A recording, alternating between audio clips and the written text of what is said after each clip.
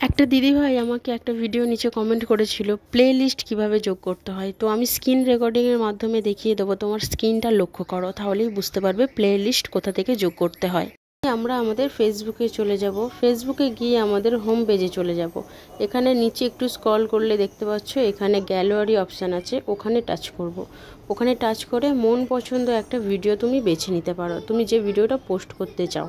এখান থেকে আমি একটা ভিডিও পোস্ট করব, তাই বেছে নিয়েছি।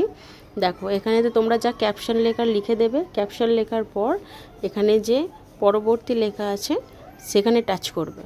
টাচ করার পর এখানে তোমার ক্যাপশন যা হ্যাশট্যাগ দেওয়া দিয়ে নিচে স্ক্রল করে এসো, এলে দেখতে পাবে প্লে লিস্ট যোগ করো, এখানে লেখা আছে। এই প্লে লিস্টটায় টাচ করলেই কিন্তু তোমার যে প্লে লিস্টের নাম আছে, যে নামেই থাকুক না কেন, সেটা টাচ করে দিলেই কিন্তু প্লে লিস্টটা যোগ হয়ে যাবে। তো এই প্লে লিস্টটা অবশ্যই তোমরা যোগ করে দেবে।